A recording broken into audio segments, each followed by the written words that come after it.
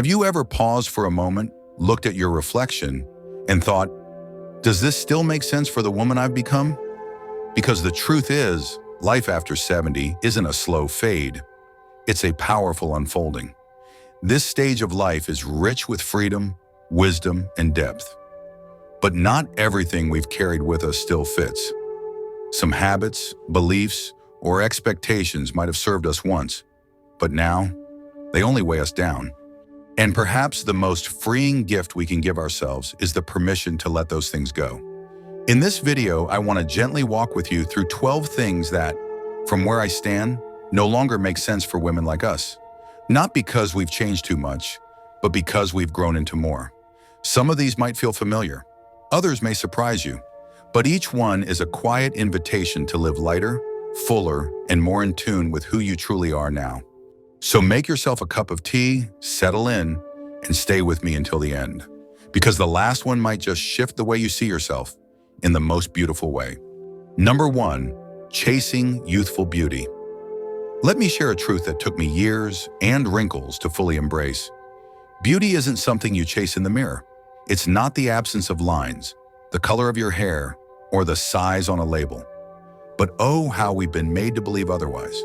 For decades, we were told that beauty was something we had to preserve, fight for, inject, tighten, color in. But after 70, something shifts, if we're lucky. You begin to realize that true beauty doesn't fade with age. It deepens. It's in the softness of your gaze when you look at your grandchild. It's in the warmth of your voice when you say, "I've been through that too." It's the laugh that escapes you before the punchline is even finished, because you've learned how to find joy quickly, deeply. And those laugh lines, they're proof you've lived, really lived. There was a time I stood in front of the mirror, pulling at my skin, wondering if I should try just one more product that promised youth in a jar. But then one morning I caught my reflection as I was laughing, and for a moment I saw her, the real me, not younger, but more radiant, more alive. At our age, beauty isn't in the fight against time. It's in the surrender to presence. Why spend another dollar trying to rewind what has already made us who we are? So no, I won't chase youthful beauty anymore. I'd rather invest in moments that make me feel joyful, alive, and connected. A walk in the park, a good book, a new recipe, or a hobby that makes my heart sing. From here on out, beauty is not my project. It's my essence. It lives in how I show up, with kindness, humor, and unapologetic authenticity. And that kind of beauty, it doesn't fade, it glows. Number 2, holding on to clutter. There's a quiet kind of heaviness that sneaks in over the years, not always in our hearts, but in our homes. I didn't notice it at first, but one afternoon as I tried to close yet another overflowing drawer, something in me paused, and I thought, why am I holding on to so much that no longer serves me? For years, I kept dresses I hadn't worn since my 60s, thinking maybe someday. I held on to gifts I never used, feeling guilty at the thought of giving them away. There were stacks of old letters, kitchen tools I forgot I owned, even a box of tangled cords I couldn't identify. Each item carried a story, but together they formed a weight, one that I didn't realize was pressing on my peace of mind. Letting go isn't about throwing away your past. It's about making space for your present. I began small, a single drawer. I held each item gently and asked myself, does this still bring me joy? Does it still serve me today? If not, I thanked it, and I let it go. Some things were easy to release. Others, I needed a moment. But with every bag I donated or box I passed along, something beautiful happened inside me. I felt lighter, more free, more myself. At this age, we deserve space. Physical space, yes, but also emotional space to breathe, reflect, and move gently through our days. A calm home invites a calm mind. And when your surroundings reflect clarity and intention, your spirit rises to meet it. So don't be afraid to begin, not all at once. Just one drawer, one memory, one release. And in that release, you'll find room for something far more precious, peace. Number 3, fighting unnecessary battles.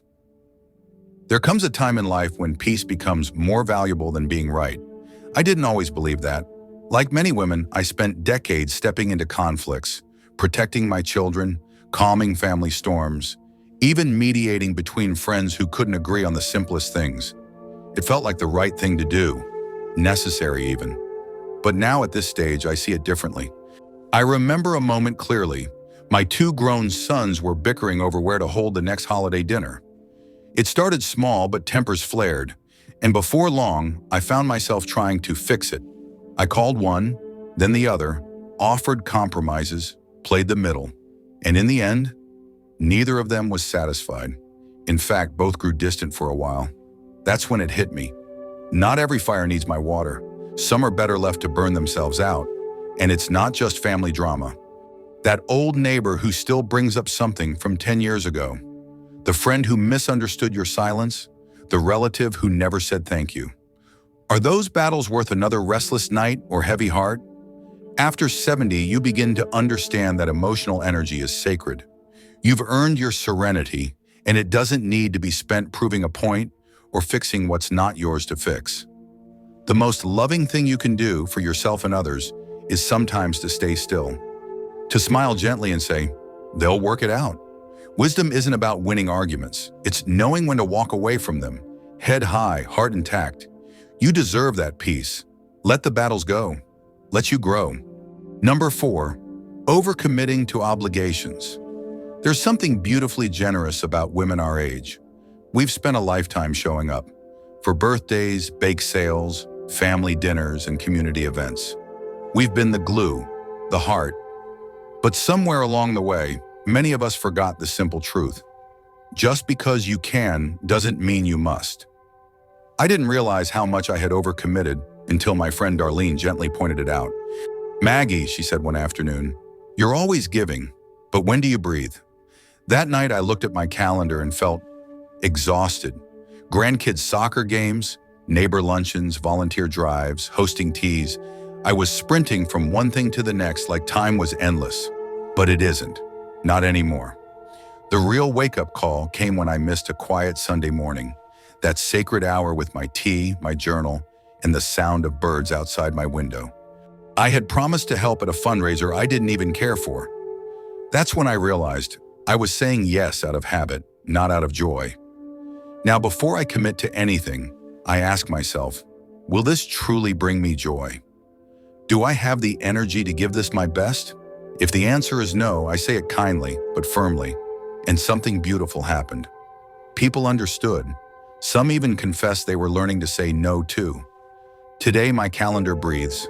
It reflects me, my pace, my passions, my peace. I'm no longer proving I'm busy enough to matter. I'm living softly and fully in the moments that actually do. Number 5, chasing perfection. Perfection. What a persistent companion it's been. From the perfectly set dinner tables in our 30s to the carefully chosen outfits for every occasion, we've been taught that being just right somehow makes us more lovable, more respected, more worthy. But looking back, I wonder, who was I trying to impress? And more importantly, what did I miss while doing so? I remember a Thanksgiving years ago. My daughter Claire was visiting with her little ones. I had a vision, the spotless house, the elegant menu, the perfect centerpieces I'd seen in a magazine. I spent 3 full days cleaning, ironing, and cooking, down to the matching dessert forks. But when the big day arrived, I was so tired I barely sat at the table. I don't remember the stories that were told or the jokes that made everyone laugh. What I do remember is watching from the kitchen door, too drained to join in. And not once did anyone comment on the folded napkins or the table settings. But Claire later told me, "We just missed you, Mom." That moment stayed with me. These days, I don't chase perfection. If my home is a little cluttered with joy, so be it. If the cake falls a little flat, we laugh and eat it anyway. What matters now isn't how flawless things look. It's how fully I show up. With my stories, my warmth, and yes, sometimes my messy hair and crooked eyeliner. Let's not spend these golden years polishing a surface no one asked for. Let's be present, not perfect, because what our loved ones cherish most isn't our effort, it's our essence. And that, my dear, has always been more than enough. Number 6, ignoring health needs. I'll be honest with you, There was a time I treated my health like background noise, always something I'd get to later. Doctor visits felt like a hassle, cooking felt like a chore, and stretching? That was for people with more time and energy, but let me tell you what I've come to understand. Nothing interrupts life more than neglected health. It started subtly for me. A little shoulder stiffness here, a twinge in the knee there. I brushed it off, thinking, this is just what aging feels like. Until one morning I couldn't climb the stairs without gripping the railing and wincing in pain. A trip to the doctor revealed something that still haunts me. I could have avoided much of that pain if I'd just listened earlier, caught it sooner, cared a little more. But health isn't just about injuries or medications. It's in the small daily choices. For years, I leaned on microwave meals. Quick, easy, done. But my body felt heavy, my energy low, and something just wasn't right. When I finally looked at what I was feeding myself, I saw the problem clear as day. Now, I've made peace with my health, not by overhauling everything overnight, but by choosing consistency. On Sundays, I prepare a few simple, nourishing meals so I'm not tempted by the quick stuff. Every morning I stretch, just 10 minutes to greet my body with care, and I keep my checkups, even when I feel fine. There is something quietly powerful about caring for your body with love. It's not about being perfect, it's about staying present. Because when you feel well, you show up for life in the most beautiful way possible. Fully, freely, and without apology. Number 7, maintaining toxic relationships. If I could go back and whisper one thing to my younger self, it would be this. Not every relationship deserves a lifetime. For too long, I believed that loyalty meant endurance. That if you had history with someone, you owed them your forever. But now, after 70, I see things with a clarity I wish had come sooner. There was a woman in my life, let's call her Judith. We'd been friends since our children were little. 30 years of shared birthdays, phone calls, and coffee dates. But somewhere along the way, our friendship changed. Judith's world became darker, her conversations heavy with criticism and complaints. Every time we met, I left feeling smaller, emotionally drained, as if my spirit had been quietly chipped away. And still, I stayed. Out of habit, out of guilt. We've known each other for so long, I'd tell myself. But one quiet morning, I had a simple realization. My time is no longer endless. Every hour I spend with someone who weighs me down is an hour I can't get back. And I want these years, these golden, sacred years, to be filled with light. So I let that friendship go, gently, kindly. And in its place, I made space for people who lift me, who speak with warmth, who laugh easily, who remind me how joyful connection can be. Now I leave conversations feeling brighter, not bruised. Letting go isn't betrayal, it's honoring yourself. At this stage of life, we no longer owe anyone our peace. We owe it to ourselves to protect it and to spend our precious time with those who truly deserve it. Number 8, avoiding new interests. There's a quiet lie that settles in around us as we age, a whisper that says, this is it.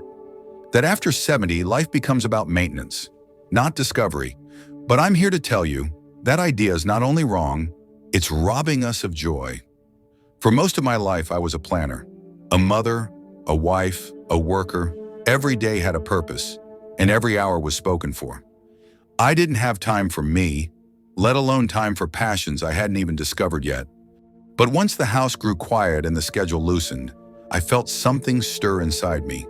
Curiosity, longing. So I followed it. It started with a painting class. I wasn't hoping to be the next Georgia O'Keeffe. I just thought it might be fun to dip a brush in color and see what happened. My first painting looked like something a 6-year-old might bring home, but I loved every crooked line of it. I felt alive, new. Since then, I've started journaling, found joy in my little backyard garden, and joined a local choir, me singing in front of strangers. And each new interest reminds me that I'm still unfolding, still growing. You see, there's no expiration date on wonder, no rule that says we can't start something bold or beautiful after a certain age. In fact, now is exactly the time. No one's watching, no one's grading. It's just you and the wide open possibility of joy. So if something's been tugging at you, painting, writing, dancing, bird watching, say yes. Not because you have to be great at it, but because you're still becoming. And that is something truly worth celebrating. Number 9, fearing technology. I'll be honest, there was a time I looked at my phone like it might bite me. Tablets, smart TVs, apps with strange icons. It all felt like a foreign language I wasn't meant to learn. I used to say, "Oh, that's for the younger folks." And I believed it. Until one afternoon, my granddaughter Lily sat beside me, placed a tablet in my hands and said, "Nana, let me show you something." What she showed me wasn't just how to swipe or tap. She showed me connection. Suddenly, I could video call my son who lives across the country.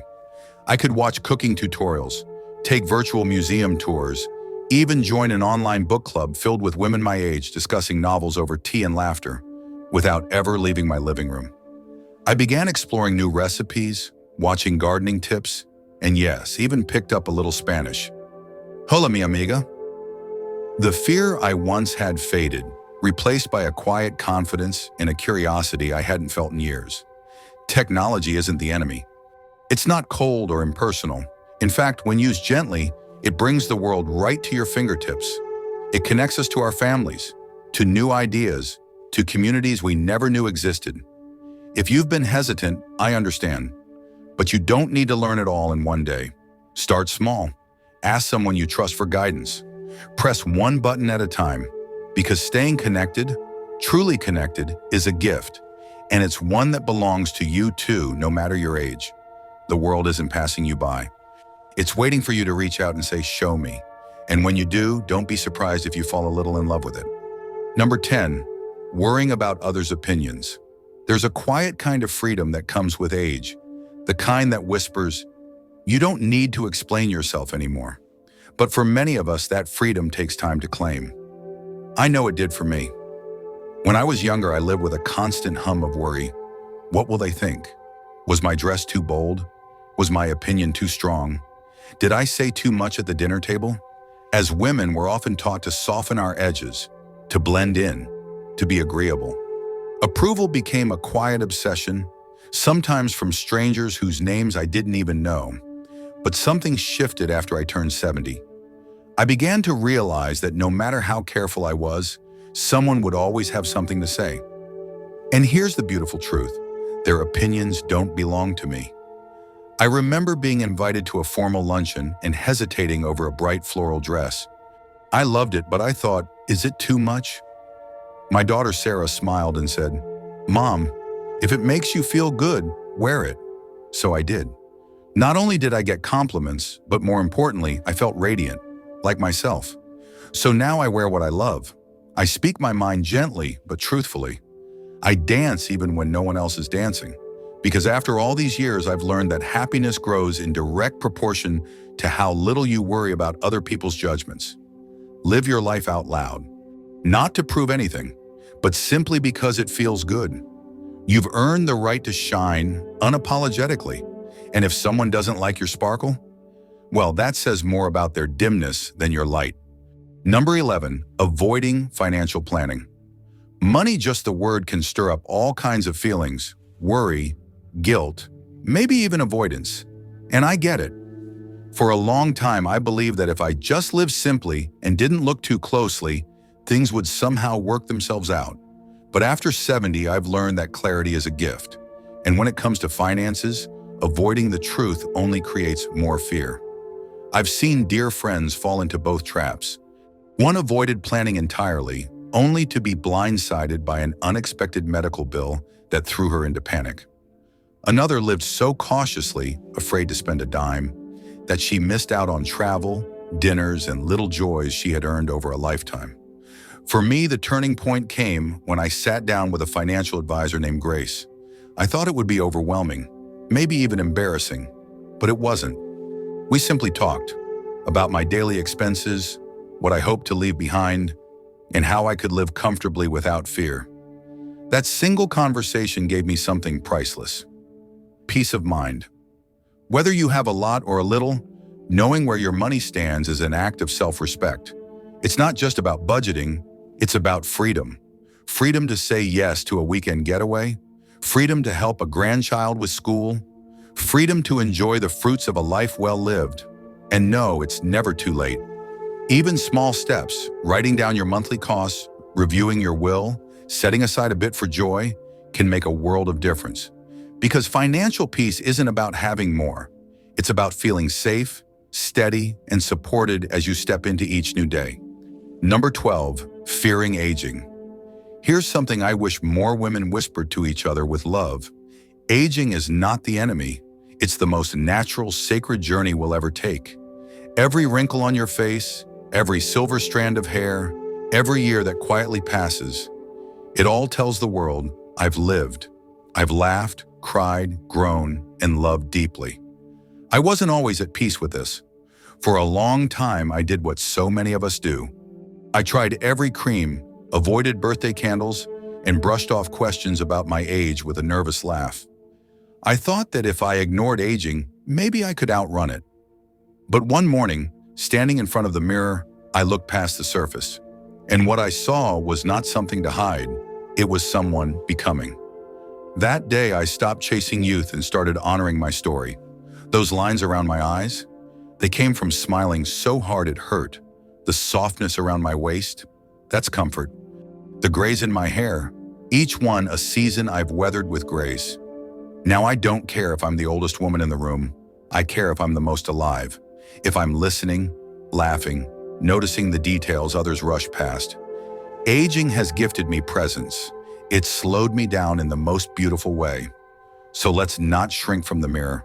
Let's lean in. Because aging isn't about fading, it's about unfolding. Becoming the woman we were always meant to be. Bold, wise, radiant, and finally free to live not in fear, but in full color. Thank you for sharing this moment with me. If any of these reflections touched your heart or made you pause and think, I'd love for you to share your voice below. Just comment, "Makes sense," to let me know you're still on this journey with me. And if this video brought you comfort or clarity, a gentle tap on the like button helps it reach more women like us. For more soulful conversations like this, feel free to subscribe. It's a quiet way to stay connected as we continue exploring life after 70 together. Oh, and before you go, I'd be honored to welcome you into my Timeless Advice newsletter. It's where I share deeper stories, thoughtful tips, and a little weekly encouragement. Just for women walking this beautiful season of life. You'll find the link below. Remember this, after 70, we don't fade. We rise wiser and more radiant than ever. I'll see you in the next video, where we'll keep growing, glowing, and embracing all that still awaits.